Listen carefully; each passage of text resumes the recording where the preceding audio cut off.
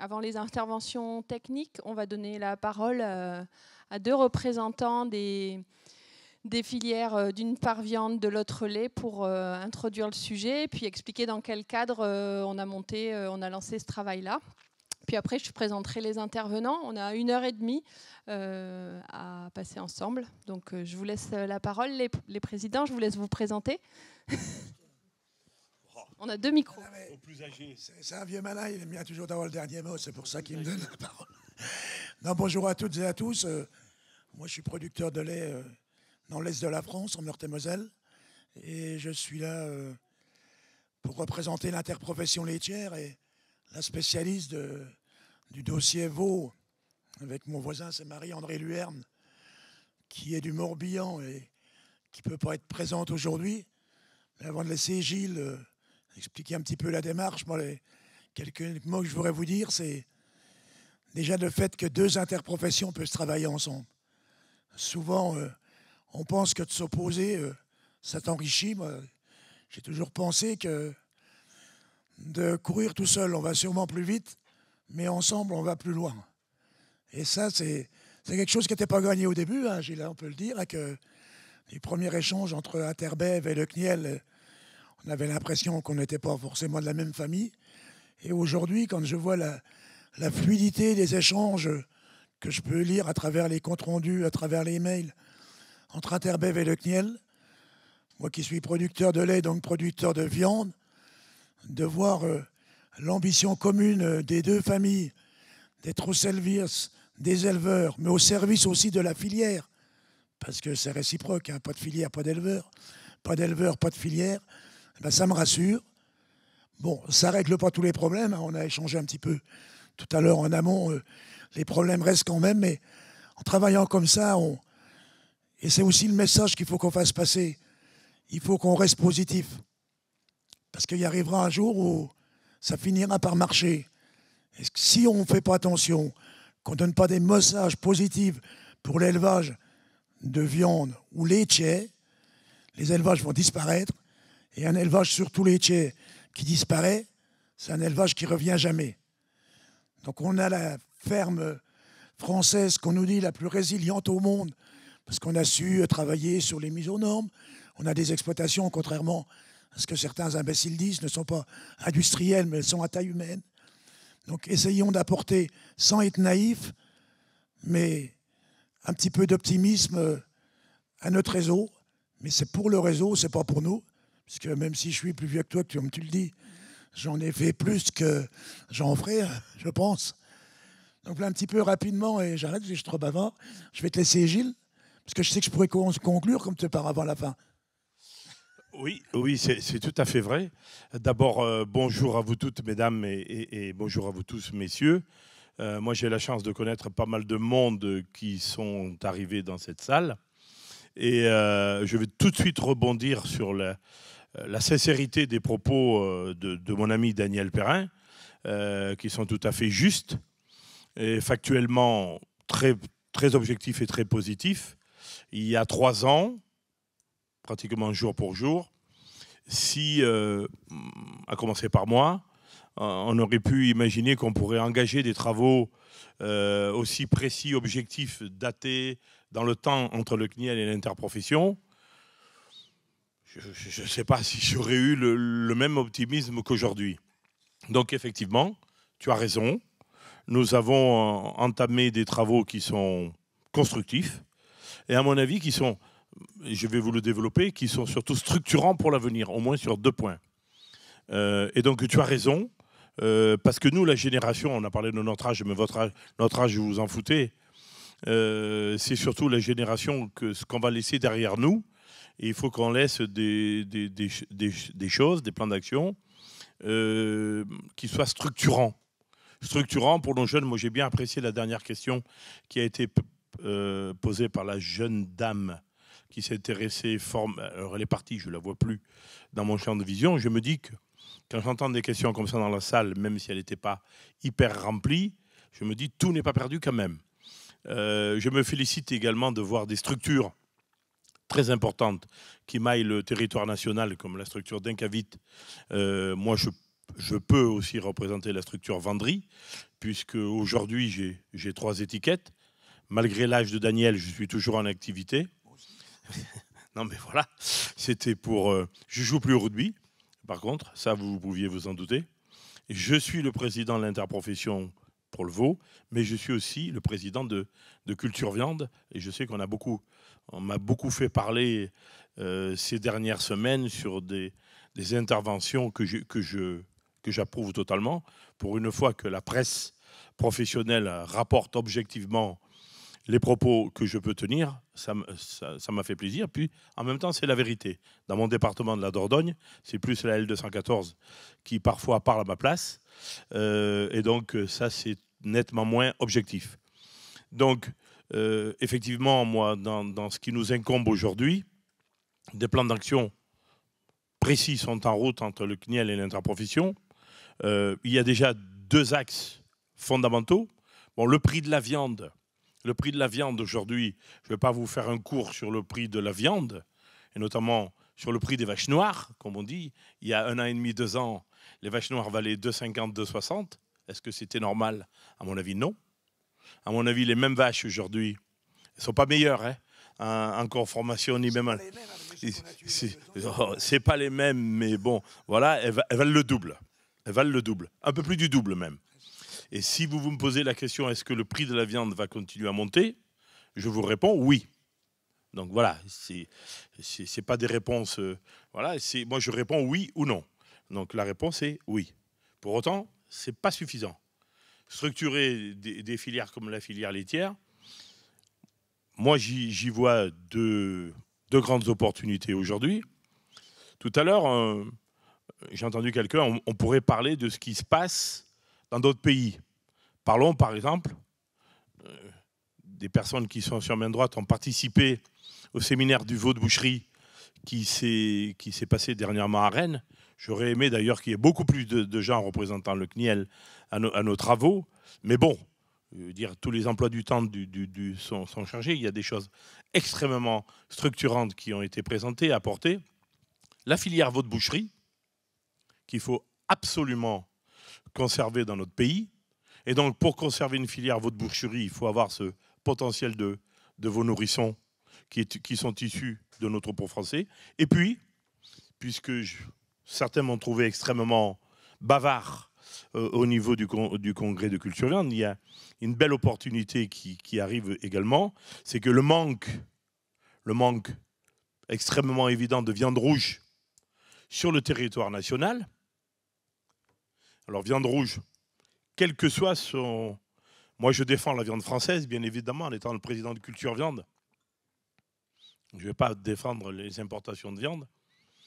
C'est de savoir ce qu'on pourrait faire pour sauvegarder notre suffisance, notre autonomie alimentaire. Alors, ça, c'est le ministère qui l'exprime comme ça. Moi, je le dis aussi de la même façon, parce que c'est la vérité, elle est en danger aujourd'hui. Et donc, oui, en plus de la filière veau de boucherie, il y a certainement d'autres choses à voir, c'est-à-dire l'engraissement de veaux issus du... Pas que, pas que. Mais là, aujourd'hui, on s'intéresse bien à la filière laitière. Et donc, engraisser des jeunes veaux sur le territoire national en vue d'avoir une production de jeunes bovins qu'on a laissé peut-être filer, qui fait les beaux jours un petit peu de l'Espagne aujourd'hui. Donc, pourquoi pas redonner des choses beaucoup plus lisibles, beaucoup plus structurantes, pour tout simplement continuer à alimenter d'une façon extrêmement précise, positive, l'ensemble des linéaires de la distribution française, quels que soient les formats de la distribution française, et Dieu sait s'ils sont variés. Moi, quand je suis à Culture Viande, je pose qu'une question à mes adhérents. Aujourd'hui, vous savez que Culture Viande, nous sommes regroupés en un seul syndicat, donc c'est beaucoup plus facile également pour avoir la planète viande française en même temps. Le steak haché VBF demain, qui représente 50-55% de la viande en France, on va le faire avec quoi? Avec quoi? Avec une seule limousine? Avec une seule charolaise? Avec une seule blonde d'Aquitaine?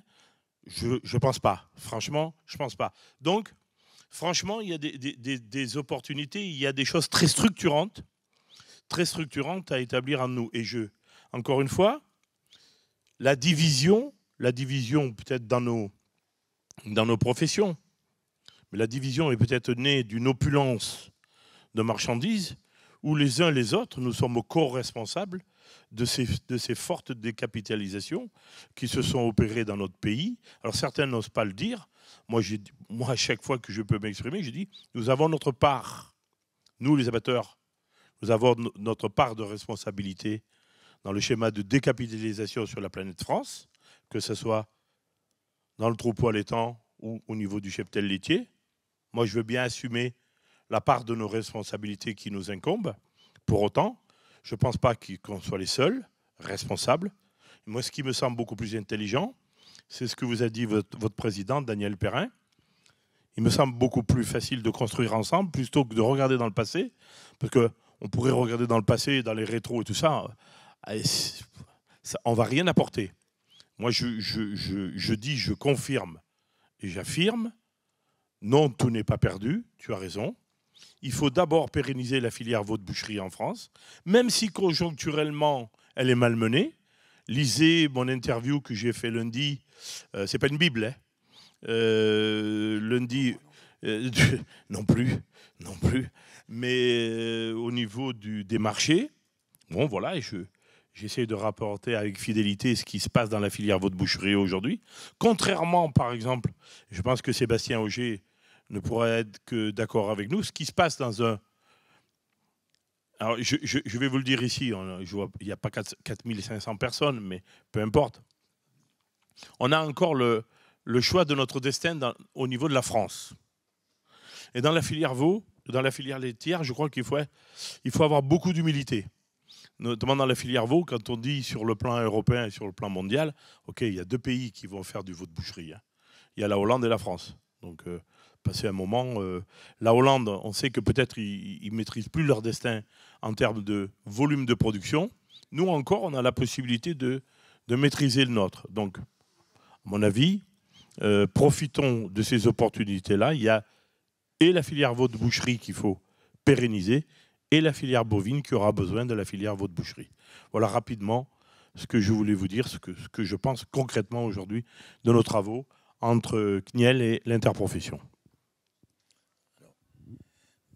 C'est pas pour le veau, mais pour rebondir et dans ce que tu disais, Gilles, l'ambition qu'on voudrait avoir à l'interprofession laitière, c'est que notre viande issue du troupeau laitier, on arrive à la faire identifier viande CBPE. C'est pas pour être contre la viande label et tout ça, c'est par rapport aux importations et de pouvoir se garantir pour que dans les appels d'offres, dans la restauration collective, la restauration hors foyer, cette viande-là pourrait être labellisée. Aujourd'hui, la CBPE, c'est considéré comme une démarche privée. Pour que ça puisse rentrer dans un appel d'offres, il faut que ce soit plus une démarche privée. Donc on regarde à comment on pourrait de la CBPE demain en faire un outil certifié. Voilà, je sors du sujet, mais c'est pour rebondir par rapport à... Alors, on va passer aux interventions. Donc, après ce petit mot d'introduction, on vous propose, concernant la valorisation des veaux laitiers, d'explorer 2 débouchés. Celui des bœufs avec les travaux qui sont menés sur la ferme de Meuron, celui des veaux avec un projet également mené sur le site de Meuron. Donc c'est Clément Fossard, ingénieur à l'Institut, et Christophe Martineau qui vous feront cette présentation. Et avant ça, c'est Philippe Choteau qui va présenter un travail de l'Institut. C'est un des premiers chantiers qu'on a confié à l'Institut de l'élevage pour justement, ce que vous disiez Gilles, faire un peu le tour du monde et voir comment ça se passait dans les autres pays producteurs de veaux. Donc je te donne mon micro et normalement tes diapos sont chargés. Tu veux que je les fasse ? Ah non, je vais pouvoir les passer. D'abord, bonjour à toutes et à tous. Donc, je m'appelle Philippe Choteau, je suis responsable du département économie à l'Institut de l'élevage. Mais ce travail, comme vous pouvez le voir sur la diapositive d'introduction, est un travail réellement collectif, pour le coup. Et c'est vrai, quand on s'est posé la question, tout le débat en fait sur la valorisation des petits veaux laitiers, on s'est dit, bon, comme souvent, essayons d'aller voir ailleurs. Peut-être qu'il y a des idées absolument géniales et qu'on n'est pas les meilleurs au monde. Ça peut arriver aussi. Et donc on est allé voir ailleurs, et pour commencer, ce qui est assez impressionnant, c'est l'évolution des flux de petits veaux laitiers, donc des petits veaux de 15 jours, 3 semaines, en Europe. Donc vous avez, et en Europe, à 27 pays, hein, on n'a pas mis le Royaume-Uni dedans, puisque ces dernières années, il n'y était plus. Et en plus de ça, le Royaume-Uni s'est interdit d'exporter des petits veaux laitiers assez tôt. Je me souviens plus s'il y a 3 ou 4 ans. Enfin bon, ils ont arrêté assez tôt. Et ce que je vous incite à regarder, c'est 3 couleurs. La couleur ocre, la couleur bleu clair et la couleur mauve. La couleur ocre, c'est toujours le premier exportateur de petits veaux laitiers en Europe, c'est l'Allemagne. Et l'Allemagne, bon an, mal an, avait connu une augmentation, une diminution, mais ils exportent toujours pratiquement 700 000 petits veaux laitiers chaque année. Essentiellement des veaux mâles, mais pas que. Les statistiques douanières, le problème, ne nous donnent pas le sexe des petits veaux qui sont exportés. Deuxième couleur, le bleu ciel, ça c'est la France, qui était très faiblement exportatrice il y a encore une dizaine d'années, et pratiquement pas exportatrice du tout il y a 20 ans. Et l'année dernière, 2021, nous avons exporté 350 000 petits veaux âgés de 15 jours à 3 semaines, les petits veaux nourrissons. Et la troisième couleur, qui a une évolution exactement inverse, c'est la Pologne, en mauve ici, qui était très exportatrice de petits veaux laitiers, encore plus 10 ans avant d'ailleurs, mais il y a 10 ans qu'il l'était encore beaucoup, et qui maintenant n'exporte plus du tout de petits veaux laitiers. À l'inverse, ils en importent. Ils sont devenus importateurs nets. Donc, on se dit que là, il y a quelque chose à regarder quand même. Deuxième chose, c'est les importations. On a parlé des exportations, maintenant ce sont les exportations. Les importations de petits veaux. Les premiers importateurs en Europe restent, et c'est structurel, les Pays-Bas. Pour la raison que Gilles soulignait tout à l'heure, c'est que c'est un très important producteur de veaux de boucherie. Ces petits veaux, ils les importent pour produire du veau de boucherie, essentiellement d'ailleurs des pays immédiatement voisins, et notamment de l'Allemagne. Le deuxième importateur, c'est l'Espagne, et avec des flux croissants d'année en année. Quand on regarde les exportations françaises, y compris sur les 6 premiers mois, là on a les douanes, mais même sur les toutes dernières semaines où on a des statistiques traces, on voit des flux qui continuent à augmenter vers ce pays qu'est l'Espagne, qui sont pourtant extrêmement dépendants des imports de petits veaux pour faire leurs jeunes bovins, mais aussi extrêmement dépendants des achats d'aliments du bétail. Ce qui est quand même surprenant dans une conjoncture de flambée de ces aliments du bétail. Vous avez l'Italie, qui était très importatrice historiquement. Avant même d'importer des broutards dans les années 60, l'Italie était le plus gros importateur de petits veaux en Europe pour faire des taurillons. Et puis les broutards français sont arrivés et ça a remplacé finalement, et c'était beaucoup plus simple, de switcher aux broutards où on n'avait pas de sevrage et puis où ils faisaient des carcasses de plus en plus lourdes qui correspondaient aussi à l'évolution de la consommation italienne. Je vous rappelle, hein, les jeunes bovins italiens, il y avait des films qui s'appelaient comme ça, I Vitelloni. I Vitelloni, dans les années 50-60, c'était les gros veaux. Maintenant, ce n'est plus les gros veaux, c'est des vrais jeunes bovins très lourds. Hein. Et donc, ces Italiens qui continuent quand même à faire une petite production de veaux de boucherie sont de moins en moins importateurs. Et on voit apparaître aussi la Pologne comme importatrice. Alors en France, qu'est-ce qui se passe? Parce que pourquoi on exporte de plus en plus de petits veaux laitiers, alors même qu'on a un cheptel qui diminue pendant le même temps quand même. En 8 ans, on a perdu 340 000 vaches laitières. Avec la fin des quotas laitiers, le cheptel laitier qui diminuait structurellement avant avait un petit peu augmenté, mais depuis 2014, ce cheptel laitier, il diminue d'année en année, à tel point qu'on a perdu un peu plus de 9% du cheptel en 8 ans. Donc, on a de moins en moins de veaux disponibles, et pourtant, on a de plus en plus d'exportations de petits veaux.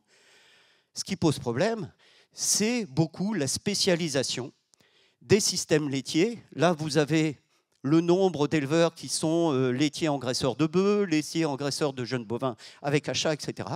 Les systèmes laitiers sont de plus en plus spécialisés, focalisés uniquement sur la production de lait, avec de moins en moins d'ateliers d'engraissement associés. Ces ateliers d'engraissement s'étaient beaucoup développés au moment de l'instauration des quotas laitiers, ça fait 40 ans, quand je commençais à bosser, à peu près, en 84. Et là, avec la fin des quotas, eh ben, le mouvement inverse s'est produit. Et du coup, quand on regarde le destin des petits veaux qui sont soit issus du cheptel allaitant, soit issus du cheptel laitier, quelle est la part finalement des mâles notamment, puis on peut regarder un peu les femelles, mais tout se joue essentiellement sur les mâles. Sur les mâles du cheptel allaitant, c'est très simple, pratiquement 1 sur 2 est exporté comme broutard. 44% des mâles nés de vaches allaitantes en France sont exportés, notamment en Italie, pas que, mais en particulier en Italie, et 43% sont gardés en France pour être engraissés en jeunes bovins en France. Quand on regarde les petits mâles laitiers, on a encore près des 2/3 de ces petits mâles laitiers qui sont engraissés en France dans des ateliers de veau de boucherie, qui sont des ateliers de veau blanc, hein, essentiellement. Il y a pratiquement pas, il y a très peu de veau rosé en France par rapport à ce qui peut exister dans d'autres pays. Mais on a quand même 14%, mais c'est une part beaucoup moins grande, et on va le voir dans la diapositive suivante, qui sont engraissés en jeunes bovins de type lait. On en a une toute petite part qui sont castrés pour être engraissés comme bœufs, et ça c'est une part qui ne cesse de baisser année après année. On a un petit peu évidemment de taureaux de reproduction, hein, mais on a quand même 15% qui sont exportés vivants, encore une fois, à l'âge de 15 jours et 3 semaines, et pour 90% d'entre eux en Espagne. Et quand on regarde les évolutions de ces proportions, c'est ça qui est intéressant. Depuis plus de 10 ans, alors on prend les veaux-nés en 2018, hein, parce qu'avant d'avoir leur destin, évidemment, il faut aller au bout de l'histoire, et au bout de l'histoire, bon, au bout de 4 ans, on commence à l'avoir, le bout de l'histoire, mais pour savoir à quel âge ils ont été abattus. Pour les veaux de boucherie, finalement, la proportion des petits veaux nés en France de vaches laitières qui rentrent dans des ateliers de veaux de boucherie n'a pas baissé, à l'inverse même, elle a même rebondi. C'est-à-dire que la problématique n'est pas tant au niveau de cette filière veau de boucherie. En revanche, les 2 autres grandes utilisations, valorisations en France, que sont l'engraissement en gibet de type lait. Donc les gibets de type lait, ici, c'est entre 12 et 24 mois. Et les bœufs, les mâles castrés, ont chuté de façon drastique. Entre 2008 et 2018, pour les années de naissance, on a perdu 10 points, 11 points même pour les petits veaux engraissés en gibet, et on a perdu 5. Donc pratiquement, on a diminué de moitié la part des veaux nés qui étaient castrés pour être engraissés comme bœufs en France. Et évidemment, pendant le même temps, à l'inverse, on a une augmentation drastique des exportations de petits veaux qui va finir, c'est bien de là dont vient tout le problème, qui va finir par nous retomber sur le coin de la figure. Parce qu'on entend de plus en plus parler de gros contestations sur ces exportations de petits veaux laitiers et qui, en outre, nourrissent des filières qui nous concurrencent sur nos propres marchés. Les taurillons espagnols, on les retrouve maintenant sur le marché italien. Avant, on les retrouvait sur les pays tiers méditerranéens. Mais maintenant, ils sont sur le marché italien, ils sont sur le marché grec, ils sont quelquefois en RHD sur le marché français. Alors, l'autre spécificité qu'on voit en France et qu'on va voir dans d'autres pays, c'était cette expansion du croisement. Alors, le croisement, on a longtemps dit que c'était stable. Croisement, donc, d'une semence de taureau de type allaitant, de type viande, sur une vache laitière. Longtemps, on s'est situé entre 12 et 14% de croisement, ce qui paraissait quelque chose de relativement stable. Ce qu'on voit depuis 2016-2017, c'est une augmentation très forte de la part du croisement, avec quelques races très typiques. Hein, ça peut être la blanc-bleu, typiquement, ça peut être l'INRA 401, 95, 401, c'est autre chose. C'est les brebis, zut, merde. Bon, je ne suis pas un spécialiste de la génétique, hein, comme vous pouvez vous en rendre compte. Mais enfin, bon, bref, c'est ce croisement viande par insémination la plupart du temps. Hein. Il est rare qu'on mette un taureau viande sur des vaches laitières. Ça peut arriver, mais c'est vraiment l'exception. Ne cesse d'augmenter pour une bonne raison. C'est que la valorisation par le marché, même si elle a un peu baissé il y a 3 ou 4 ans, la valorisation était très nettement meilleure pour des petits veaux mâles croisés que pour des petits veaux mâles de type race pure, quoi, Holstein, Montbéliard ou Normand. Cette valorisation, elle reste quand même bien supérieure. Et si la valorisation du pur lait a du mal à décoller, c'est sans doute, mais je pose la question, même si j'ai mon idée sur la question, c'est quand même assez lié à l'export. Cet export qui, en fait, on est sur des exportations de petits veaux, on est des exportations de commodités quand même. Alors on est allé voir ailleurs qu'est-ce que des grands pays laitiers. Alors des grands pays laitiers, ça peut être la Suisse, ce n'est pas immense en territoire, mais c'est quand même un pays très, très présent sur le marché laitier, ou le Québec, puisque c'est quand même la principale province laitière du Canada. On aurait pu regarder l'Ontario aussi, mais le Québec a quand même des spécificités. Les États-Unis, la Nouvelle-Zélande, qui a un problème très, très spécifique sur les petits veaux laitiers, et puis des pays en Union européenne, comme vous pouvez le voir. Donc on était regardé en Espagne, évidemment, puisque c'est notre principal marché à l'export de petits veaux, l'Irlande, la Pologne, Danemark, Allemagne et Pays-Bas. Et je ne vais pas vous faire le détail de tout. Le détail de tout, vous l'avez dans ce dossier dont j'ai ramené une petite cargaison. Ah, alors super. Donc vous avez tout ça, mais simplement, il y a donc les pays excédentaires, j'en ai parlé, l'Allemagne, l'Irlande, Danemark, ça j'en ai parlé, mais la Nouvelle-Zélande et les États-Unis sont très nettement excédentaires par rapport à l'usage qu'ils font en engraissement relativement traditionnel, et on a des pays qui sont très déficitaires, j'en ai parlé aussi, Pays-Bas, Pologne, et y compris Québec, qui importaient des petits veaux laitiers de la province voisine, très laitière de l'Ontario.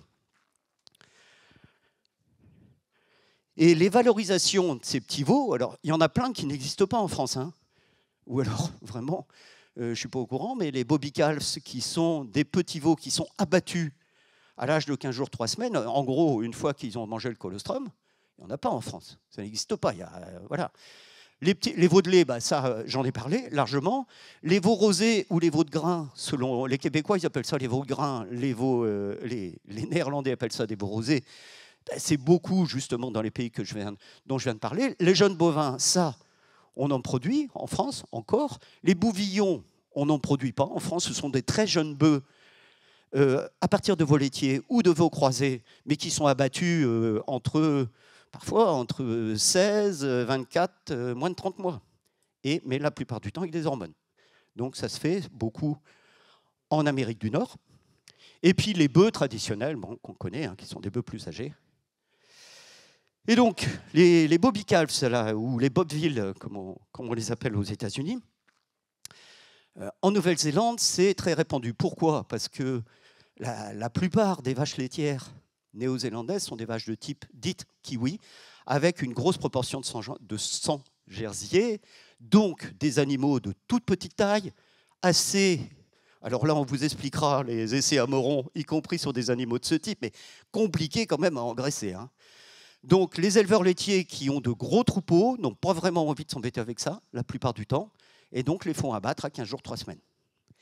Et alors, où ça va? Où va cette viande? Alors, ils sont très, très discrets, les abatteurs néo-zélandais, sur ces débouchés. Vraiment très discrets. Mais enfin bon, on a réussi quand même à avoir quelques informations. C'est surtout de la viande hachée. Elle est essentiellement exportée, alors exportée y compris aux USA, y compris parce que les Néo-Zélandais exportent de toute façon beaucoup, là on peut appeler ça du minerai, de haché à burger aux États-Unis, congelé, au Liban, en Égypte et même on en retrouve en Corée du Sud ou au Japon, de ce type de veau, entre guillemets, avec des tout petits muscles évidemment, puisque ce sont des animaux extrêmement légers, vous pouvez l'imaginer. Il y en a quelques pourcents, mais ce n'est pas du tout la majorité, comme on avait pu le dire à un moment, qui rentrent dans la nourriture pour animaux. Et puis, les prix de vente aux éleveurs, en fait, les éleveurs, on les, entre guillemets, débarrasse. C'est un service qu'on leur rend. Ce n'est pas une valorisation par un marché. Bon, cette filière est possible à mettre en place aussi parce que les naissances sont extrêmement regroupées sur majoritairement 4 semaines, 5 semaines, à la fin de l'hiver austral. Donc, en gros, en septembre-octobre, quoi. Et donc là, évidemment, parce que si on avait des vélages toute l'année, ce genre de sport, ce serait quand même assez difficile à imaginer. Alors, aux États-Unis, on a aussi ce genre de filière. Et là, c'est pareil. Alors, ça va en effet dans des aliments extrêmement transformés, des saucisses, des hot dogs, etc., etc. Et donc, Pour les Néo-Zélandais qui se veulent afficher une image extrêmement verte, c'est un véritable problème. C'est un point noir, quelque part, de leur filière. Hein. C'est du lait à l'herbe, c'est tout ça. Qu'est-ce que vous faites des petits veaux mâles? On n'en cause pas trop. Les petits veaux kiwis, vous sentez tout de suite, quand vous interrogez les éleveurs ou les laiteries, vous sentez un blanc. Et même vis-à-vis de leur propre population.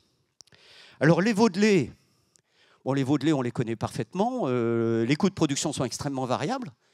Les veaux de lait au Québec, ils se valorisent très bien, mais leurs coûts de production sont très élevés. Du coup, avec le CETA, le fameux accord commercial entre le Canada et les États-Unis, tu me dis si je suis trop long. D'accord. On pensait vraiment qu'on allait se faire envahir par de la viande canadienne.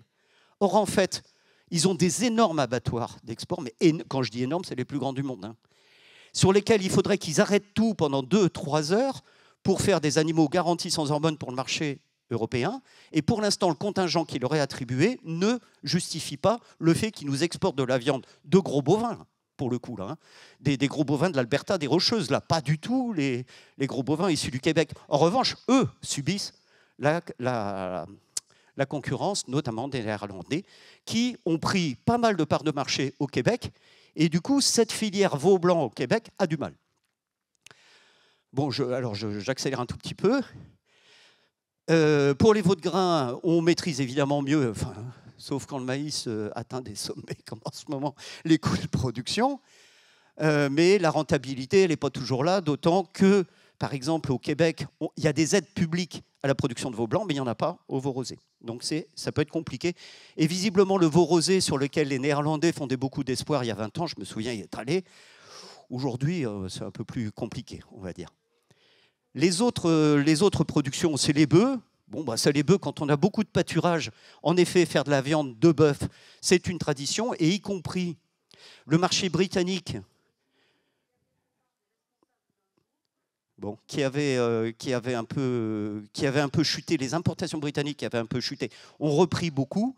Et du coup, les Irlandais qui avaient fait moins de bœufs avec ces veaux laitiers et un peu plus de jeunes bovins, en se disant ben, c'est le marché du continent, en fait, le marché italien, le marché grec, le marché allemand qui vont nous sauver, sont revenus largement au bœuf. Donc ça peut se faire, c'est des coûts de production plus élevés parce que c'est des cycles longs, tout simplement. Et puis, il peut y avoir des problèmes de débouchés sur cette viande de bœuf qui coûte souvent plus cher à faire qu'une viande de jeune bovin qui est sur une période plus courte. Par contre, la viande de jeune bovin, l'engraissement de jeune bovin est beaucoup plus sensible, évidemment, à la volatilité des matières premières, comme ce qui se passe aujourd'hui. Et puis, il y a les bouvillons. Alors, les bouvillons, c'est idéal. C'est à la fois des animaux jeunes, castrés, donc avec quand même du persillé, etc. Mais le problème, c'est qu'on ne sait pas les faire sans hormones aujourd'hui. Donc, avant que les hormones ne soient interdites, en France, on savait les faire, mais aujourd'hui, plus vraiment possible. Donc, ça se fait où? Ça se fait notamment en Amérique du Nord. Notamment. Alors, et c'est vrai que cette viande de bouvillon Holstein, quand on regarde, ça sont des analyses canadiennes, c'est assez impressionnant. Quand on regarde une viande de bouvillon de race à viande type Angus et une viande de bouvillon de type Holstein, il y a beaucoup de critères. On fait passer plus facilement du bouvillon de type Holstein dans le prime, c'est-à-dire la classification en termes de marbré, en termes de gras intramusculaire, que du bouvillon traditionnel. Donc le Holstein n'est pas forcément un mauvais bouvillon en soi, si ce n'est que, encore une fois, ça se fait avec hormones. Vous avez tous les critères, là vous regarderez, parce que sinon, Marianne va me faire les gros yeux. Donc, autre élément de conclusion, je parlais tout à l'heure de l'augmentation du taux de croisement. Ce taux de croisement, il augmente en France, c'est sûr, mais il augmente un peu partout. Vous avez là quelques exemples au Danemark, au Québec ou en Suisse, où finalement, quand on veut faire, vu la spécialisation des races laitières, qui sont vraiment toutes tournées vers une plus grande quantité, qualité du lait, finalement le coproduit viande en tant que tel est mis en cause, mais on corrige ça très souvent avec du croisement.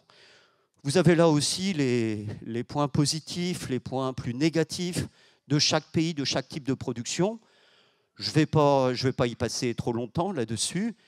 Et j'en arrive d'emblée donc du coup à la conclusion en disant toutes ces valorisations là qu'on a vues, dont vous pourrez voir tout le détail dans le dossier, ont leur marché finalement, y compris le bobicalf en Nouvelle-Zélande. Alors un marché un peu pas toujours très rémunérateur, mais tout ont un marché. Mais là-dedans, quand on regarde vraiment attentivement ce qui se passe, on peut se dire le bouvillon laitier c'est super, sauf qu'avant de faire admettre la réutilisation des hormones pour produire de la viande, il va passer de l'eau sous les ponts, voilà.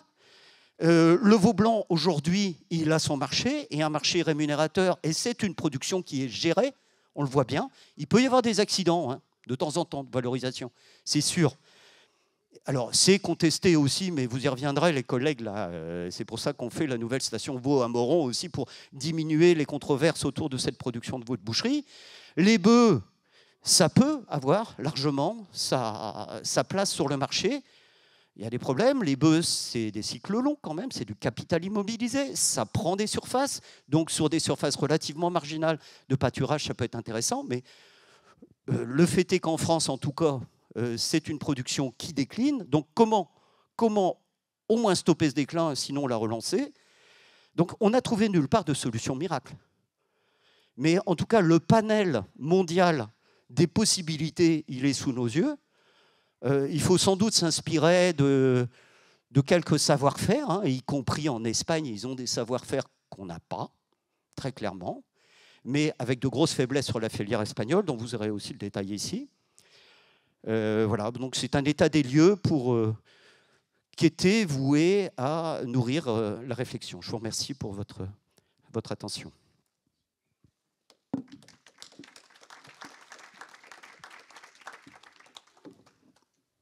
Merci Philippe.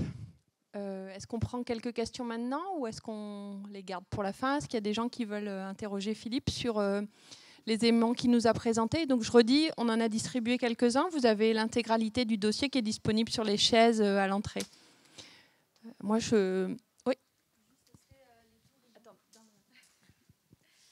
Merci.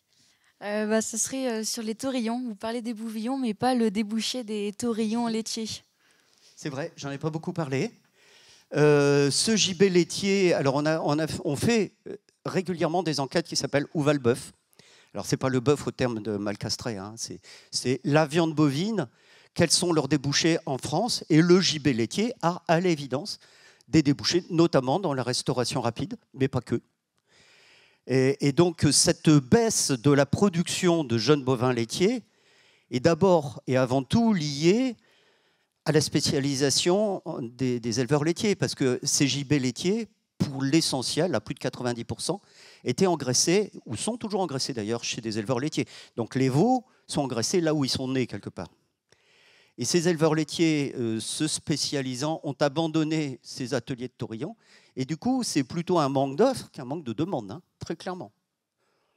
Donc il y a toute sa place, ce gibet laitier, à condition de trouver de nouvelles façons de le faire, peut-être pas chez les éleveurs laitiers, hein. Ça a été tous les débats, enfin je vous laisse les détailler, mais après il faut des ateliers de sevrage spécialisés, etc. etc. C'est pas facile, hein. C'est pas facile. Mais ce gibet laitier, une fois qu'il est engraissé, il a pleinement ses débouchés. Après il faut trouver les bonnes équations entre les prix de revient, les prix de marché, etc. etc. évidemment. D'autres questions?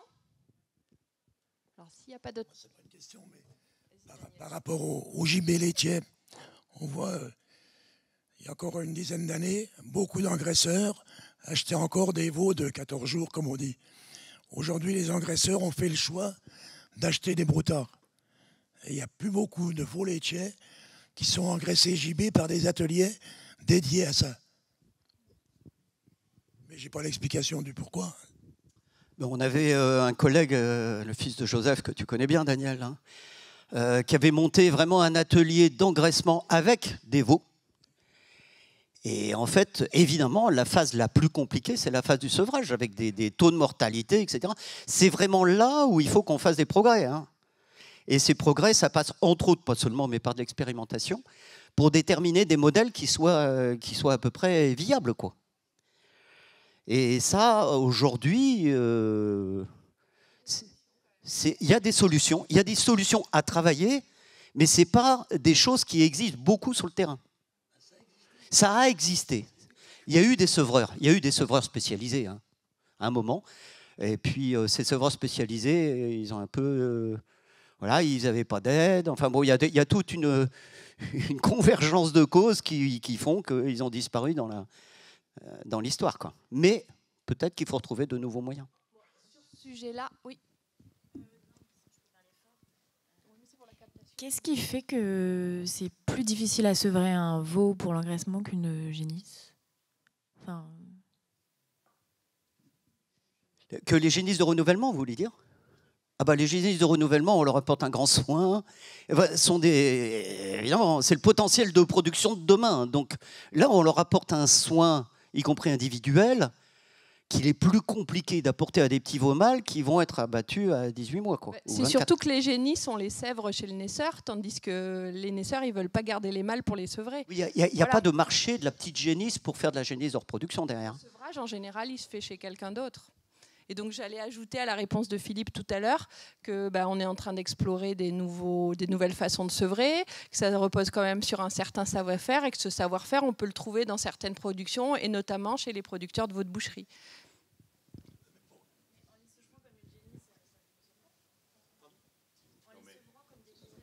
Non, mais les petites génisses, en général, quand vous êtes éleveur laitier, soit vous achetez des génisses pleines, si vous les achetez, soit vous élevez vos propres génisses de renouvellement. Et quand vous élevez vos propres génisses de renouvellement, elles ne sont pas allotées, elles restent dans la ferme.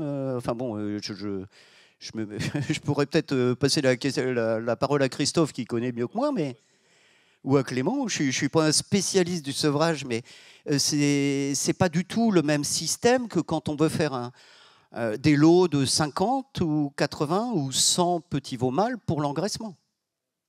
Pas du tout. Et là, on réunit des animaux qui sont en provenance de différentes fermes, ce qui évidemment démultiplie les problèmes sanitaires potentiels. Hein. Quand on est dans la même ferme, on maîtrise beaucoup mieux le sanitaire que quand on fait des transferts de petits animaux, plus le stress, plus tout ça.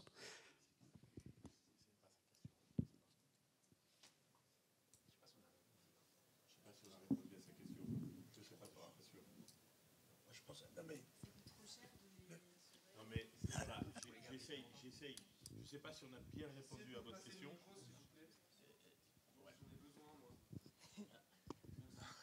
Ah oui, pardon. Oui, je ne sais pas si on a bien répondu à la question de la dame.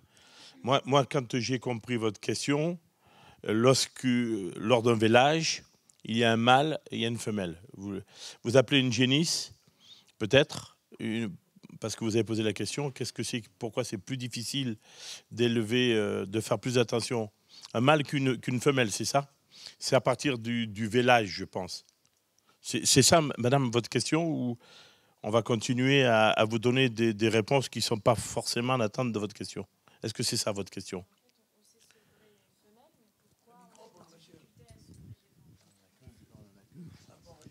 Oui. Du coup, la question, c'est pourquoi on arrive à sevrer des femelles et on a du mal à sevrer des veaux? Les veaux mâles, quand on les garde dans la même exploitation pour avoir ces fameux ateliers, par exemple, de jeunes bovins, à côté de l'atelier laitier, il n'y a pas de problème fondamental. Hein.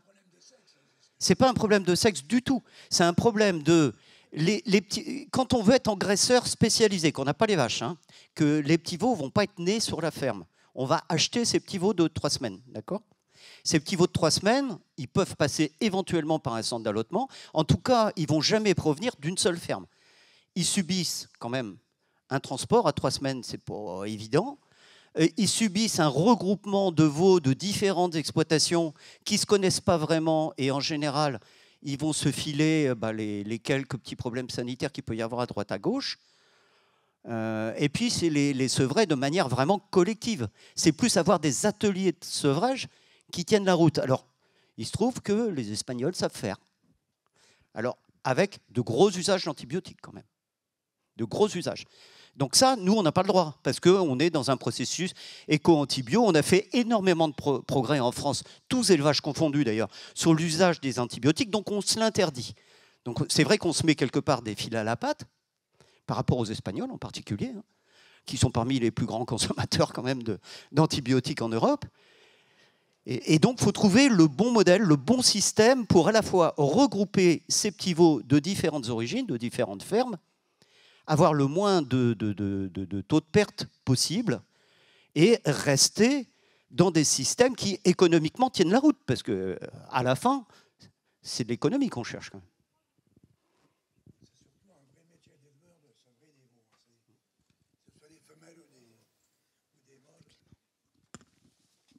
Alors justement, on va parler de l'engraissement des mâles. Donc, bonjour à tous, Clément Fossard. Donc, moi, je suis chargé de projet à l'Institut de l'élevage, donc au service production de viande. Et je travaille beaucoup en lien avec la station du Cirbif, ferme expérimentale donc à Moron, dans le Morbihan, où on travaille sur tout ce qui est production de viande issue du troupeau laitier. Et là, aujourd'hui, je vais vous parler particulièrement d'un essai sur la production, la valorisation de veaux laitiers en jeunes bœufs, ce qu'appelait bouvillon. Philippe appelait ça tout à l'heure des bouvillons, mais ici, du coup, sans antibiotiques, sans hormones, mais avec de l'herbe. Donc l'idée, c'est de développer une nouvelle production, une production qui est assez innovante. Hein, Philippe le disait, aujourd'hui, il y en a très peu en France. Et c'est un peu aussi de redynamiser un peu l'engraissement sur le territoire français. Le contexte, je reviens très rapidement, mais Philippe en a déjà aussi beaucoup parlé. On est dans un contexte d'érosion de la production de gibet et de veaux de boucherie, qui sont les deux principaux débouchés du veau laitier. Et puis en parallèle, on a des exportations de petits veaux qui explosent, ce qui engendre notamment une faible valeur du veau laitier. On retrouve le chiffre, hein, en 2021, c'était 22% des veaux laitiers disponibles pour l'engraissement, donc les veaux mâles et les veaux femelles croisés, les viandes, qui étaient exportés. Donc grosse augmentation de l'exportation. Donc l'idée, c'est de développer une conduite assez innovante, qui soit source de valeur ajoutée et qui réponde aux attentes du marché. Typiquement, nous, on est sur des conduites où on va chercher plutôt à avoir un produit qui correspond aux attentes de la restauration hors domicile. Donc pour des carcasses légères, on est sur du 300 kg de carcasse environ, bien fini, avec suffisamment de gras.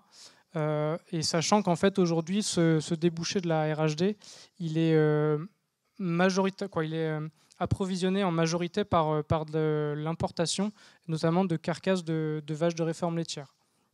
Donc finalement, nos veaux laitiers, on pourrait les valoriser, on pourrait avoir des produits comparables qui répondent aux attentes de ce marché-là.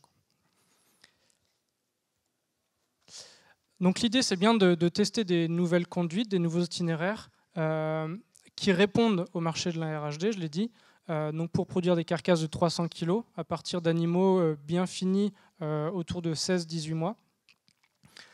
On cherche à assurer une certaine régularité de production en fait en testant deux itinéraires qui correspondent à 2 périodes de naissance et donc 2 périodes d'abattage, ce qui permet d'étaler un peu la production.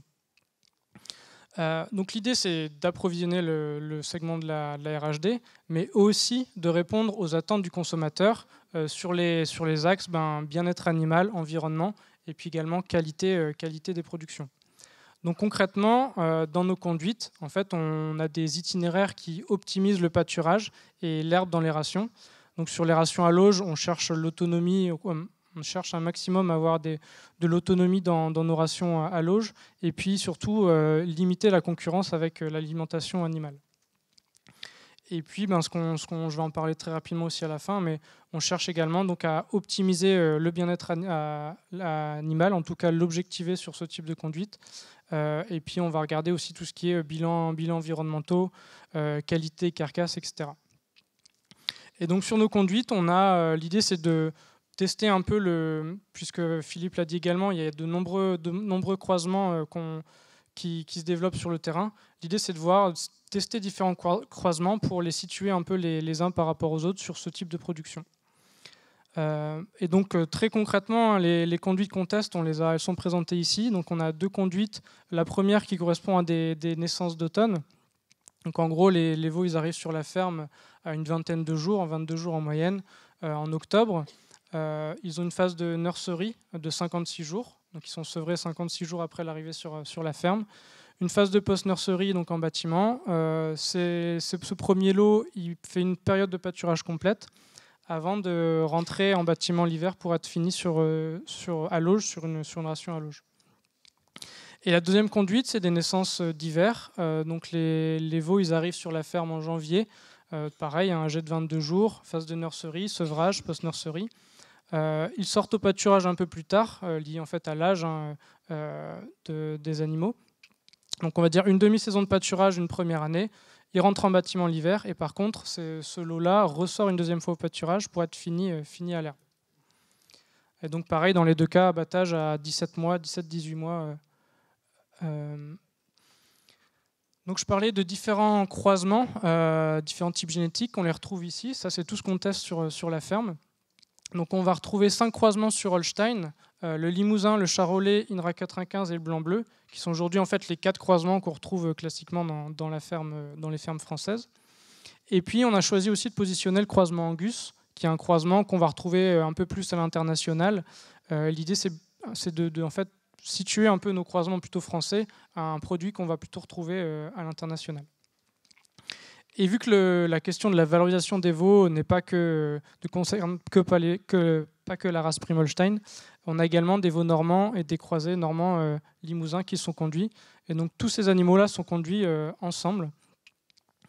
On a mis au point un dispositif assez conséquent, un dispositif expérimental assez conséquent, qui s'étale donc de 2019 jusqu'à 2024, qui en fait est composé de 4 blocs. Et dans chaque bloc, on va retrouver les 2 conduites dont je vous parlais précédemment. Donc une conduite naissance automne, une conduite naissance hiver.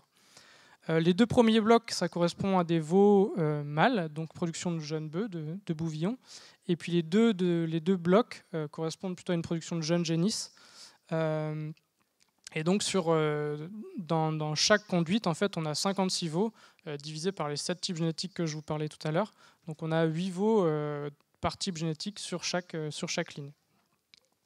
Donc aujourd'hui, en fait, on voit qu'on a nos 2 blocs de bœufs qui sont finis. Je vais vous présenter les premiers résultats juste après. Et puis, on a les 2 blocs de génisses qui sont en cours, dont le premier est déjà bien avancé. Et donc finalement, d'ici 2024, on aura 448 animaux qui seront passés sur ce dispositif, moitié mâle, moitié femelle. Et puis en tout, 64 animaux par type génétique. Donc pareil, moitié mâle, moitié femelle.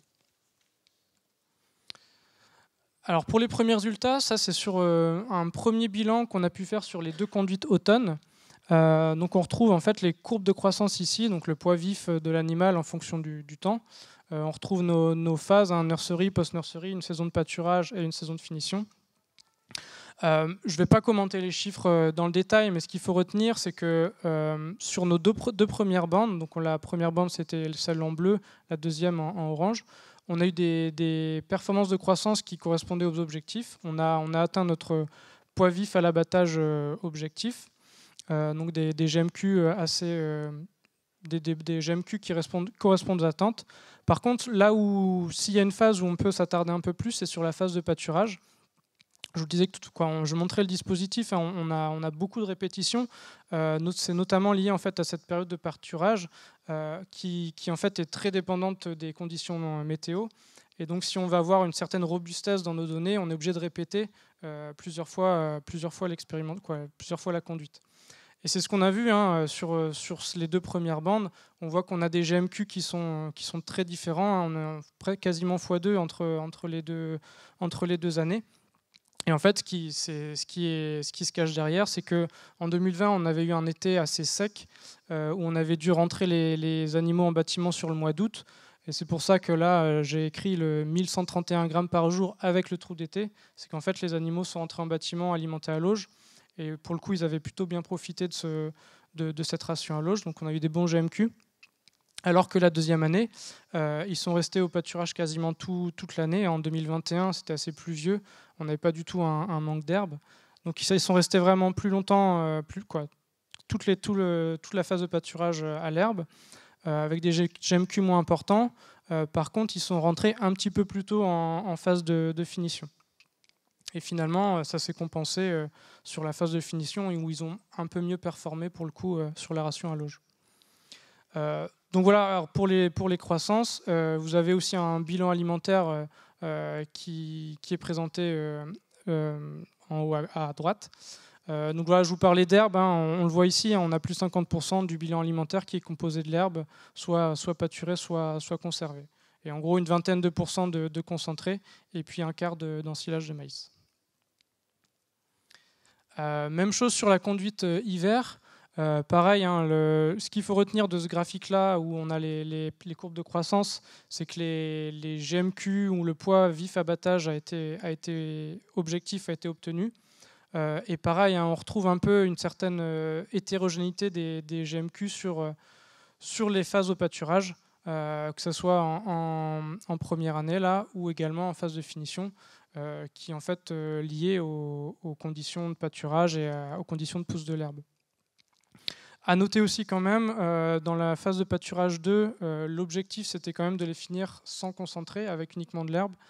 Là, en fait, sur les deux conduites, on a quand même dû les complémenter sur la fin de la finition. En fait, pour dire très clairement les choses, il y a un premier lot, jusqu'au premier lot d'abattage, c'est-à-dire jusqu'à fin juin, ils n'ont pas été complémentés. Par contre, sur les queues de lot, en gros, ça représentait 2/3 des animaux quasiment. Ils ont reçu 2 kg de céréales par jour, en plus sur la fin de phase de finition, quoi. Et c'était dans le Morbihan.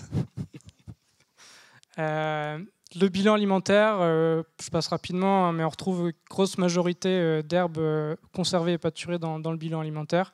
Et puis là, on a à 20%, 19% de maïs et de concentré. Si j'ai parlé de croissance, d'ingestion, maintenant je vais parler un peu de carcasse. Je vous disais que les objectifs de poids vif à l'abattage étaient obtenus. Et du coup, les objectifs de poids de carcasse ont aussi été atteints. Ce qu'on voit, ici, on a le bilan des deux conduites des 2 bandes par conduite. Sur les 2 bandes d'automne, en moyenne, on a abattu les animaux à un peu moins de 17 mois pour produire du 309 kg de carcasse. En hiver, ils étaient un petit peu plus vieux, plutôt 17,5 mois, pour du 300 kg de carcasse. Des bons niveaux de rendement et de conformation, on a du 53 à 54% pour du O+. Et puis des GMQ, je disais, qui sont quand même assez bons sur l'ensemble de la conduite. 1070 grammes pour la conduite automne et 970 pour la conduite hiver. C'est ce qu'on voit dans l'âge. On voit que les animaux de naissance d'hiver ont été abattus un peu plus vieux et un peu plus légers. On le retrouve sur les GMQ. Donc voilà pour les bilans globaux. Je ne vous ai pas fait le détail par type génétique, mais parce qu'on n'a pas encore pu traiter l'ensemble des données statistiquement, etc., pour avoir des vraies conclusions. Mais ce qu'on peut en dire pour l'instant, c'est qu'en tout cas sur les poids, les GMQ, il n'y a pas de grosses tendances qui se dégagent. Par contre, il y a quand même des tendances qui se dégagent sur l'état d'engraissement des animaux, et notamment le persillé dans les carcasses. Donc ça va être creusé et ça sera recommuniqué très prochainement. Là, je vous ai mis un tableau bilan. Alors, je ne vais pas commenter tous les chiffres parce qu'il y en a beaucoup, mais l'idée, c'était un peu de comparer ce qu'on fait à une conduite plus classique sur du JB Holstein à l'auge, ration ensilage de maïs. Donc, ce n'est pas des productions qui sont tout à fait comparables, puisque d'un côté, en fait, on part d'un animal non sevré, d'un veau de 20 jours, alors que de l'autre côté, on part d'un animal sevré. L'âge à l'abattage, on voit qu'ils sont un petit peu plus vieux également, plutôt sur du 18 mois et un peu plus lourd. Mais l'idée, c'était quand même situer un peu les caractéristiques des carcasses de ces animaux. On voit que nous, on est plutôt sur du 53-54% de rendement, quand en JB Holstein, on est plutôt sur du 51-52%. Donc on voit que le croisement quand même permet d'améliorer le rendement, améliorer aussi également un petit peu la conformation. Nous, on était plutôt sur du O+, quand dans les références, en JB Holstein, on est plutôt sur du O-. Donc même avec du jeune bovin à l'herbe, finalement, on a des caractéristiques de carcasse qui sont assez intéressantes, avec des poids de carcasse qui sont un petit peu plus légers, mais on est quand même sur du 300 kg de carcasse. Si on regarde un peu plus les bilans alimentaires, je voulais juste mettre en avant que nous, on était quand même sur des rations où on utilisait quand même pas mal d'herbes, notamment pâturées, et finalement un petit peu moins de concentré sur le cycle par animal. Mais finalement, ce qui est aussi très intéressant de regarder, c'est le critère de l'efficience alimentaire, c'est-à-dire le rapport entre l'ingéré, le rapport entre le produit, ici en kilogrammes de carcasse, et l'ingéré. Et finalement, on voit qu'on est quasiment sur les mêmes. Il y a une petite différence en faveur de nos conduites, mais ce n'est pas significatif du tout. Ce qu'il faut retenir, c'est qu'on est sur le même niveau d'efficience alimentaire. C'est-à-dire que le kilogramme qu'on a donné à nos jeunes bœufs, il a donné autant de kilos de carcasse que ce qu'on aurait pu faire avec du gibier Holstein, quoi. Donc c'est plutôt très, très encourageant et très, très intéressant. Donc voilà, c'était très rapidement les premiers résultats qu'on peut avoir sur les croissances, les ingestions, les productions de carcasses. Je vous le disais en introduction, hein, l'idée c'est de produire des carcasses qui répondent aux attentes du consommateur et des attentes sociétales. Donc on va aller un peu plus loin sur tout ce qui est qualité des viandes à travers des analyses chimiques. En fait, on a fait des prélèvements sur l'ensemble des animaux abattus. On va faire des analyses chimiques en laboratoire pour voir le taux lipidique, etc. On va faire également des tests de dégustation avec un jury d'experts pour essayer de positionner les différents croisements les uns par rapport aux autres. On va aller un peu plus loin sur l'aspect bien-être, santé animale. En fait, on va réutiliser les indicateurs références sur le bien-être animal. On va aussi regarder un peu le comportement des animaux, les interactions sociales entre les phases de bâtiment et phases de pâturage. Bien sûr, on va aussi aller regarder tout ce qui est environnement, hein, le bilan environnemental, autonomie protéique, etc.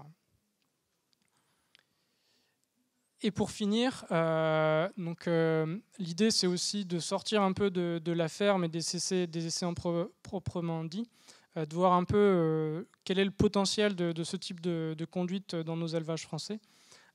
Donc ça, on le travaille à travers différents projets, et notamment via des enquêtes en élevage pour essayer d'identifier un peu les freins et les leviers que peuvent rencontrer les éleveurs pour mettre en place ce type de conduite.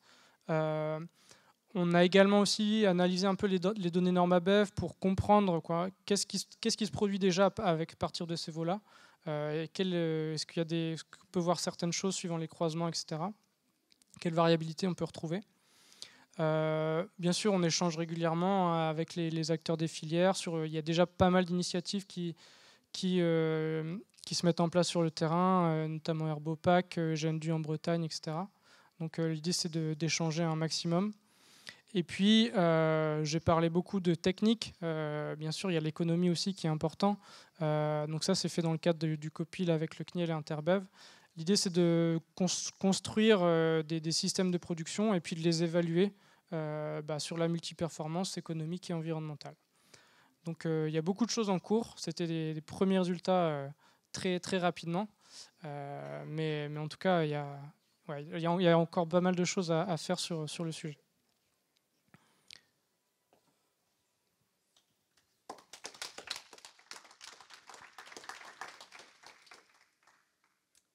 Est-ce qu'il y a des questions ?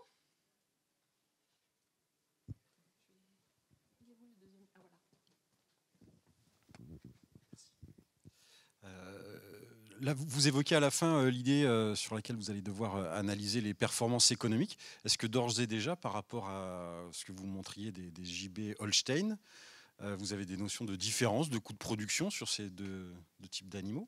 Alors sur les coûts de production, c'est assez compliqué parce pour avoir un coût de production, il faut vraiment refaire tout le système, réimaginer le système. En général, en fait, on s'appuie sur des réseaux d'élevage, sur des données, des fermes référentes. Donc si on n'a pas ce type d'éléments pour avoir des éléments de réponse là-dessus pour l'instant. Mais ça sera fait, je vous le disais, hein, dans le cadre du COPIL CNIEL Interbev. Et sans aller jusqu'au coût de production, ce que tu montres quand même, c'est que tu arrives à des poids carcasses complètement comparables, avec une moindre utilisation des concentrés. Bon, dans les coûts de production, le concentré a quand même une part importante. Donc on peut imaginer quand même que les coûts de production, a priori, devraient être moindres. Après, il faut regarder les prix de valorisation, parce que bon, le coût de production, c'est une chose, le prix de marché en est une autre, quoi. Donc, est-ce qu'on peut arriver à avoir des prix de marché plus intéressants ou au moins équivalents avec ces bouvillons croisés qu'avec des gibiers Holstein typiques, classiques. Il faudrait regarder, mais je parlais de poids de carcasse comparable, il y a quand même quasiment 40 à 50 kg d'écart. Je pense que il faut faire les calculs, hein, mais c'est des types de carcasses comparables. En tout cas, sur les éléments que je présentais, il y avait quand même une certaine différence de poids de carcasse. Donc surtout avec un prix du kilo de carcasse assez élevé, il faudrait regarder. Mais on ne devrait pas être situé très très loin quand même du gibier Holstein. Ouais. Ouais. Il y a beaucoup d'animaux où la nourriture est pesée à Moron. Oui. Ceux qui sont en pâture, c'est beaucoup plus compliqué. Hein. Oui, nous on fait. Ouais. Vous avez estimé, parce qu'on sait que l'efficacité n'est pas forte. Il faut plus d'aliments grossiers concentrés avec du prime Holstein qu'avec des races à viande.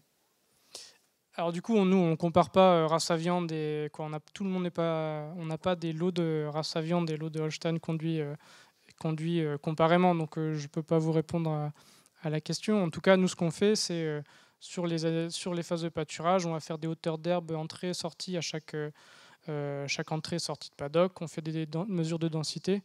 Donc on a une estimation quand même de l'ingéré au pâturage. Ouais. Et par contre, pour le coup, on a une estimation au lot, puisqu'ils sont conduits tous ensemble au pâturage. On n'a pas une estimation par type génétique.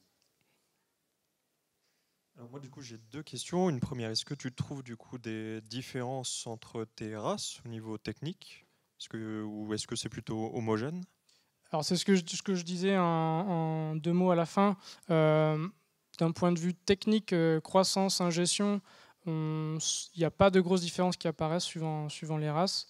Il faudrait qu'on... Maintenant, on a l'ensemble des bœufs qui ont été abattus, donc on va pouvoir triturer un peu plus les données d'un point de vue statistique. Donc d'un point de vue très global, on peut rien trop en dire, si ce n'est peut-être les veaux normands limousins qui étaient peut-être un peu moins bons, mais en fait qui étaient moins bons dès la phase de nursery, en fait, on a l'impression que c'est eux on n'a pas l'impression, hein, c'est eux qui ont le plus de problèmes sanitaires en nursery, et ils ne sont jamais rattrapés sur le reste de la conduite. Donc il faudra analyser ça pour voir si c'est vraiment un effet génétique plus qu'un effet sanitaire, environnement, quoi. Donc en tout cas, d'un point de vue technique, il n'y a pas grand-chose qui se dégage. Par contre, c'est ce que je disais, hein, sur tout ce qui est engraissement et marbré, persillé, qualité et carcasse, là par contre, il y a des choses qui se dégageraient un peu plus avec certaines races, notamment le Angus et le Normand, qui seraient un petit peu plus précoces, avec un petit peu plus de persillé dans la viande, quoi. Mais pareil, c'est des premières tendances, il faut qu'on analyse tout ça, qu'on fasse les statistiques pour vraiment tirer les conclusions définitives. Et deuxième question, du coup, c'était les analyses suivantes que tu détaillais. Est-ce qu'elles ont déjà commencé, ou sur quoi ça va être étudié? Sur les bœufs, sur les génisses surtout? Alors sur la qualité des viandes, les tests de dégustation, ça va être fait sur les 2 bandes de bœufs qui ont été abattus cette année, donc l'hiver, printemps dernier et puis cet été. Donc c'est prévu là dans 2-3 semaines, il y a les premières dégustations qui vont avoir lieu. Tout ce qui est analyse chimique, ça a été fait sur ces 2 bandes, donc là on vient de récupérer les résultats. Donc il faut les regarder, mais ça va être fait également sur l'ensemble des génisses. Donc les génisses, il n'y aura pas de dégustation, mais par contre on aura toutes les analyses chimiques. Et par contre tout ce qui est bilan environnemental, ça va être fait sur l'ensemble des conduites, hein, via la méthode CAP2ER, on va simuler un peu tout ça. Et puis tout ce qui est aspect bien-être, c'est fait actuellement sur les génisses. Donc on regarde là, on vient de mettre les premières mesures ont été faites il y a quelques mois. Donc voilà, ça c'est fait uniquement sur les génisses. On va prendre encore une question, mais ce serait bien qu'on ait le temps de parler de veaux avant 16h30. Sur ce bilan environnemental, du coup, je voulais savoir si c'était la globalité du système avec la décence aussi qui sera pris en compte, ou juste le système engraissement. Ce sera juste le système engraissement, oui.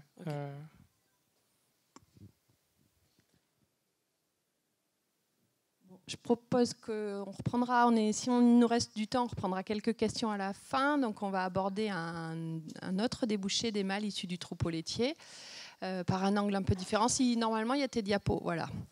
C'est le débouché Votre Boucherie qui est le principal débouché et c'est Christophe Martineau qui va vous présenter le projet Le Veau Durable. Voilà. Pour ne pas dépasser trop le temps, je vais raccourcir un peu ma présentation, je peux m'adapter. Donc Christophe Martineau, bonjour à tous. Je suis le responsable de la station Veau de Boucherie du Reux.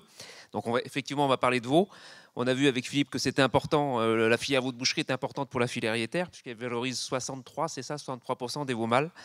Ça valorise aussi les lactosérums dans l'alimentation, donc c'est aussi important de ce point de vue-là, même si aujourd'hui les lactosérums, on pourrait imaginer les utiliser autrement, mais c'est quand même historiquement un gros utilisateur, la filière, un gros utilisateur des lactosérums dans l'aliment. Ce que je vais vous présenter, c'est un projet, alors on est assez fiers de ce projet-là, parce que ça s'appelle Le Veau Durable, c'est un projet qui a été lauréat à l'appel à projet France Relance, donc 2021. Je vais vous en dire quelques mots assez rapidement, mais c'est effectivement ce projet qui est issu d'une réflexion menée par l'ensemble des partenaires de la filière pour apporter des réponses, notamment aux éleveurs dans les 20 prochaines années. Qu'est-ce qu'on va pouvoir proposer aux éleveurs qui vont vouloir s'installer dans cette filière Veau de Boucherie, parce qu'il y a beaucoup de questions qui se posent par rapport au bien-être animal, l'environnement, etc., dans nos modèles. Mais il y a aussi des questions d'ordre rentabilité, pérennité de cette filière. Donc on a construit ensemble, et c'est un séminaire le président Gauthier nous en a parlé, un séminaire qui a formalisé un petit peu ce projet, qui démarre tout juste, parce que ça démarre en 2021, mais qui a démarré déjà l'année dernière par la construction d'un outil. Donc un outil, une station expérimentale qui va permettre d'étudier, d'expérimenter un certain nombre de modèles innovants pour éventuellement voir dans quelle mesure on peut le transposer, le proposer aux éleveurs demain qui vont vouloir s'installer et investir.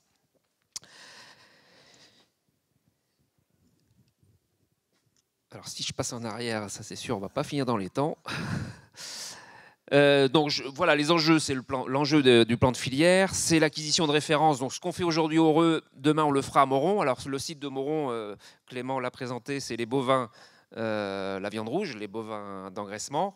La valorisation des veaux laitiers, c'est la partie veau de boucherie. Donc on aura sur le même site les deux débouchés possibles et la capacité de pouvoir expérimenter sur ces deux filières. Il y a un autre sujet important dans ce projet, c'est la partie démonstration et communication, puisqu'on veut vraiment être une vitrine. On l'est un petit peu heureux, mais pas suffisamment. C'est une vitrine demain pour nos partenaires, mais également pour les futurs éleveurs, et notamment les scolaires. Donc je vais en parler, je vais en dire quelques mots sur notre projet, sur notre ambition par rapport à ce volet démonstration et communication. 3 axes sur le projet, la construction de la station, donc je vais vous en parler un petit peu sur le périmètre du flux routier, encore une fois, les travaux ont démarré. La mise en œuvre des programmes d'études, on ira un peu plus vite sur cet axe-là. Et puis, je dirai quelques mots sur la façon dont on va déployer le dispositif de formation auprès des scolaires. Juste cette carte-là pour vous situer un peu. Alors, je suis désolé, dans la carte à droite, j'ai pas mis l'Auvergne. J'aurais dû mettre un peu plus bas. C'est la Bretagne. On voit Rennes. L'Heureux, c'est le petit point bleu. Moron, c'est à 40 km. C'est 3 quarts d'heure. Donc, vous voyez un petit peu où on est situé. On change de département. La station du Reux, je rappelle, c'est la seule station à vocation publique en France. Demain, on sera à Moron. On change de département puisqu'on passe de l'Ille-et-Vilaine au Morbihan, enfin peu importe, on reste effectivement basé en Bretagne, qui est la première région encore aujourd'hui de production et d'abattage de veaux de boucherie. On va s'attarder un petit peu sur ce schéma qui montre un petit peu les contours de la nouvelle station de Moron. Donc vous avez sur ce schéma en vue 3D, mais je vous montrerai des photos parce que les travaux ont démarré. On a dimensionné cette station pour qu'elle puisse répondre à un certain nombre de questions et de préoccupations de filière. On l'a dimensionné à 480 places avec 4 bâtiments principaux. Un premier bâtiment qu'on a appelé le Digibat. C'est un bâtiment dit conventionnel, mais équipés avec notamment des nouvelles technologies pour répondre aux attentes des éleveurs. Il y a une véritable attente en termes de pilotage de la ration dans les bâtiments, dans les élevages, ou de la ventilation par rapport à l'aspect sanitaire. Donc ce bâtiment-là va être dédié précisément, 192 places, pour travailler sur les nouvelles technologies, en lien notamment avec l'alimentation, la ventilation et le bien-être animal. Deuxième bâtiment qu'on appelait le Flexibat, là on est plus sur un bâtiment pour faire de la recherche fondamentale, notamment pour répondre à des questions d'ordre nutritionnel, comment adapter. Un exemple, comment adapter les apports aux besoins pour réduire le niveau azoté dans les rejets. Ça, il y a tout un travail qui peut être mené, qui sera mené dans ce bâtiment-là. Et on a également la capacité, dans ce bâtiment, de faire des études un peu plus prospectives. J'en cite une, c'est la réaction des animaux au stress thermique. On pourra l'utiliser. Donc, c'est des petites salles pilotes qui vont permettre de travailler sur des petites unités de 24 places. Un troisième bâtiment qu'on appelait l'Open-Bat. Open, ouvert, c'est un bâtiment qui est en rupture avec les modèles qu'on connaît aujourd'hui en France, qui est un bâtiment sur litière. 90% des bâtiments, une récente enquête menée pour le compte d'Interbev montre que 90% des bâtiments aujourd'hui Vaud-Boucherie sont sur caillebotis.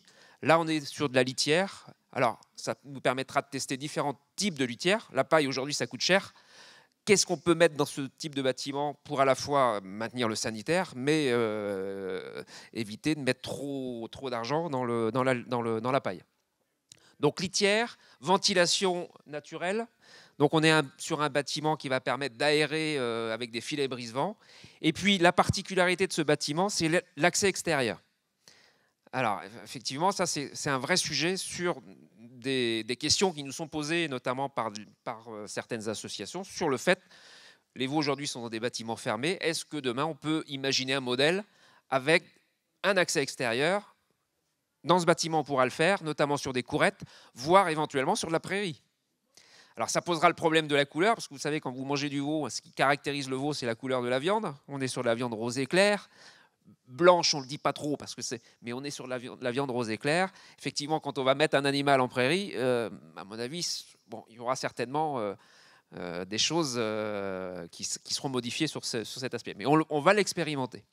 Donc tout ça pour anticiper et voir dans quelle mesure ces modèles-là, demain, pourraient être proposés si, d'un point de vue économique, ces modèles sont rentables pour des éleveurs qui souhaitent investir dans un bâtiment de ce type-là. Donc ça, c'est un vrai bâtiment prototype qui sera utilisé.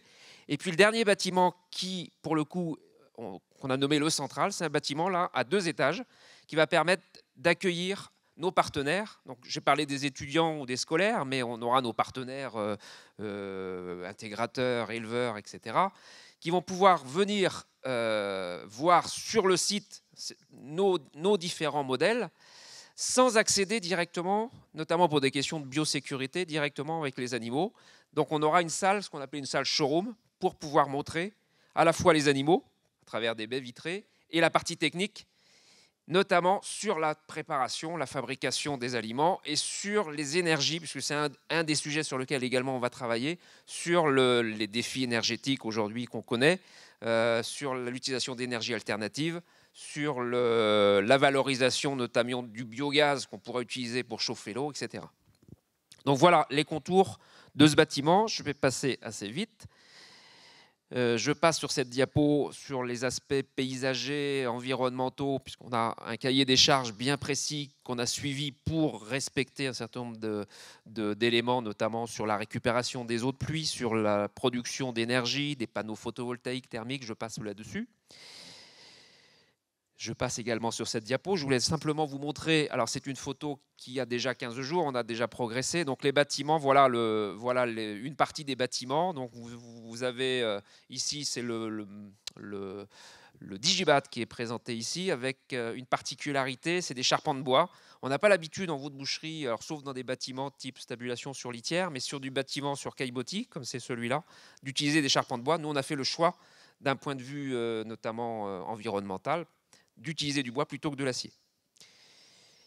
À l'époque, on l'a fait, le bois a commencé à flamber. Alors, je ne vous dis pas un peu le problème lié à la flambée des prix des matériaux. On parle des aliments dans nos filières, mais le prix des matériaux de construction, on a pris 30% en 2 ans.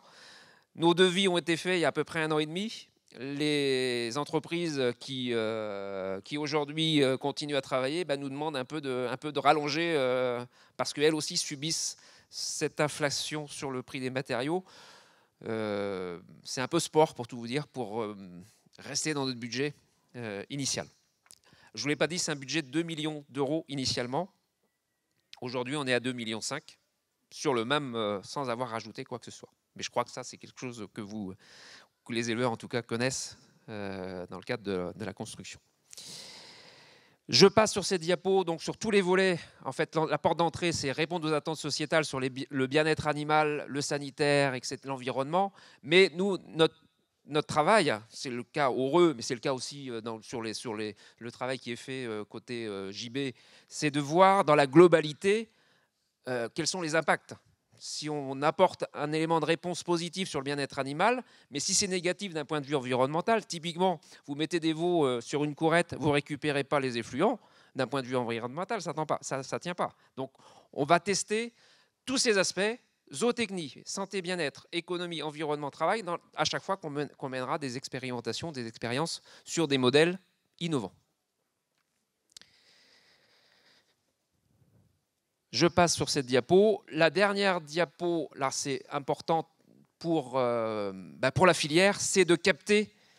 L'enquête montre qu'on a des éleveurs de veaux, il y a 2200 éleveurs de veaux de boucherie qui livrent plus de 50 veaux. Je regarde Philippe, je ne sais pas si on a des stats un peu plus récentes, mais il faudrait refaire. Voilà. Donc c'est déjà très peu, mais on sait qu'on perd des éleveurs parce qu'ils partent à la retraite. On est sur une population assez âgée. Donc l'enjeu, c'est vraiment de maintenir ce potentiel de production en France. On sait qu'aux Pays-Bas, il y a des choses qui vont se passer a priori. Donc il faut qu'on soit capable, qui se passe en ce moment, il faut qu'on soit capable de maintenir ce potentiel. Et le potentiel, c'est les jeunes. Hein. Il faut qu'on donne envie aux jeunes, les scolaires, de travailler dans cette filière. Donc c'est tout l'enjeu. Donc c'est une salle showroom qui va permettre de montrer différents modèles. Après, les jeunes ou les moins jeunes choisiront en fonction de leur affinité. On le fait déjà au Reux, pas suffisamment, on va le développer demain à Moron. Voilà, donc je vais en rester là, j'aurai plein d'autres choses à dire, mais simplement vous dire que ça c'est un projet qui démarre en 2021, qui va normalement aboutir, en tout cas sur la mise en place des premiers veaux, la livraison des bâtiments 2023, avril-mai. On a pris un peu de retard sur nos travaux, mais avril-mai 2023, on fera une inauguration de cet outil. Avec un programme, effectivement, qui va pouvoir, un programme sur les dossiers expérimentaux qui va pouvoir se pérenniser. On ne fait pas une station pour 10 ans, c'est une station pour 25-30 ans au moins. Voilà. Les partenaires sont cités ici, puisqu'on a le soutien effectivement des interprofessions. Donc c'est un projet porté par Interbev et l'Institut de l'élevage, mais avec le soutien du CNIEL, de la CNE et un certain nombre d'entreprises qui sont citées ici, et des financeurs au-delà de l'Institut qui finance le projet d'investissement, des financeurs qui sont le plan France Relance et la région Bretagne. Merci pour votre attention.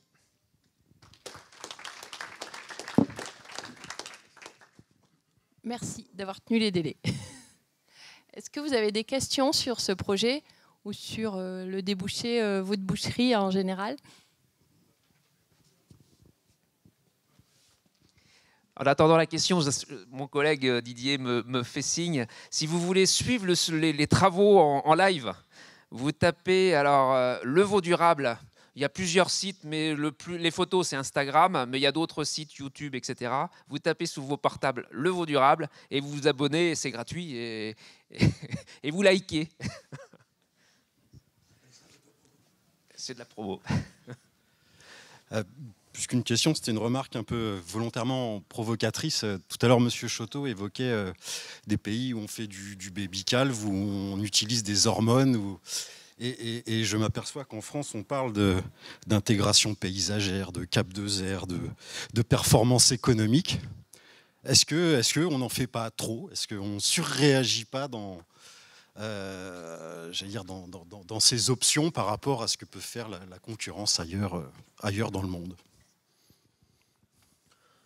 Alors moi je crois pas, mais je pourrais laisser la réponse à d'autres.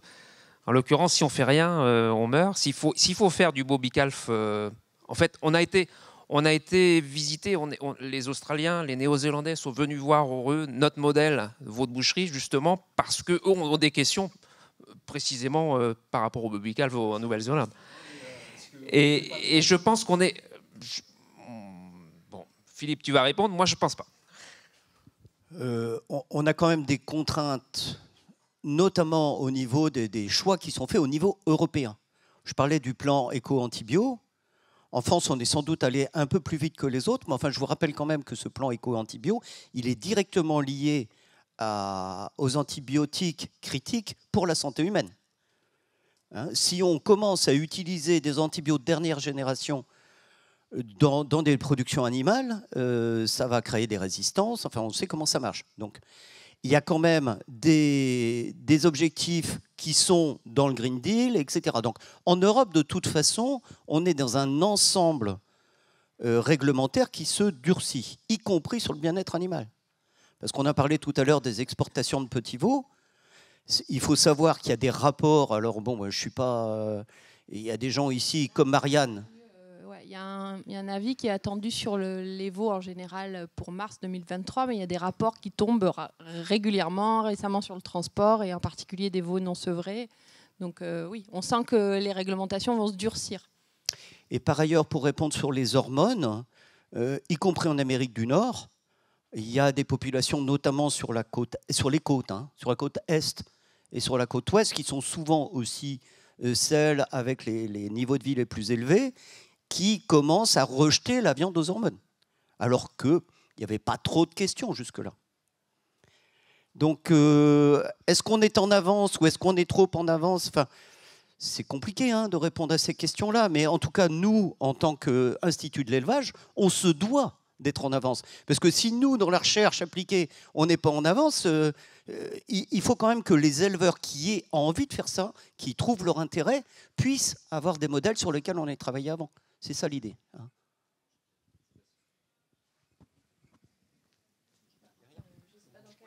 Je sais pas. On donne la parole à vous. Tiens, je te donne les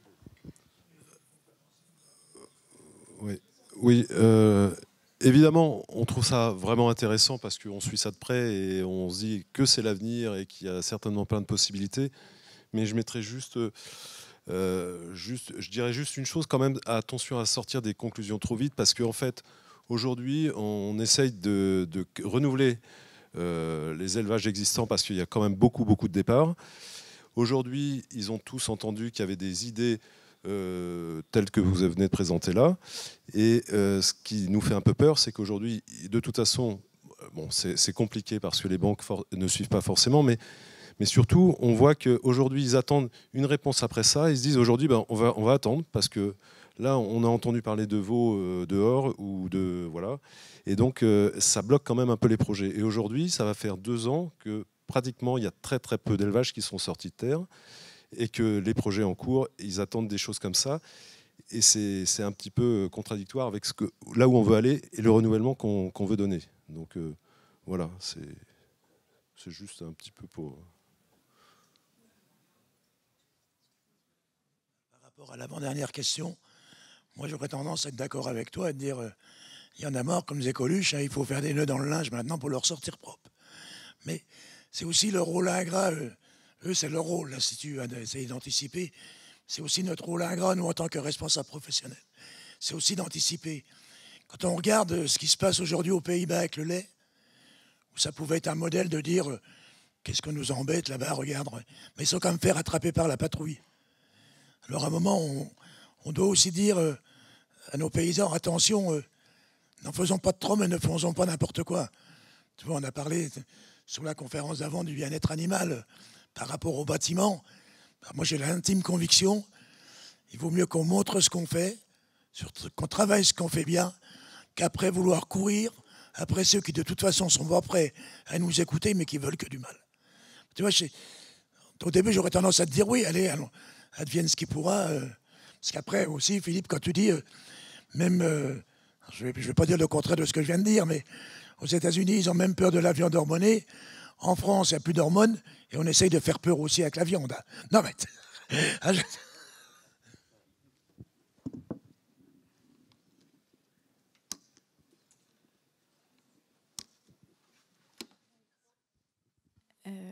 Une dernière question ou pas? Ouais. Du coup, on parlait de valorisation des veaux laitiers. Il n'a pas du tout été mention de la contractualisation, alors que dans 3 mois, on y est. Est-ce que c'est pas aussi ça qui va structurer une filière et permettre de mieux valoriser les veaux? Non, mais je vais pas répondre à ta question, mais je vais quand même apporter une réponse. La décision qu'on a souhaitée à la FNPL, on est plutôt favorable, parce que je suis aussi FNPL, favorable à la contractualisation. Dans le lait, ça fait longtemps qu'on connaît, mais il y a une possibilité de dérogation dans la viande à la contractualisation, c'est les moins de 10 000 euros de chiffre d'affaires. On a dit aujourd'hui, faire 10 000 euros de chiffre d'affaires avec des petits veaux, il faut déjà des grosses fermes. Et on a souhaité prendre, mais uniquement pour les petits veaux dans la filière laitière, la dérogation des 10 000 euros. Et après aussi, pourquoi? Parce qu'il faut rappeler que dans la loi, sur un animal, tu fais une contractualisation dans sa vie, et après, la vie de l'animal suit la première contractualisation.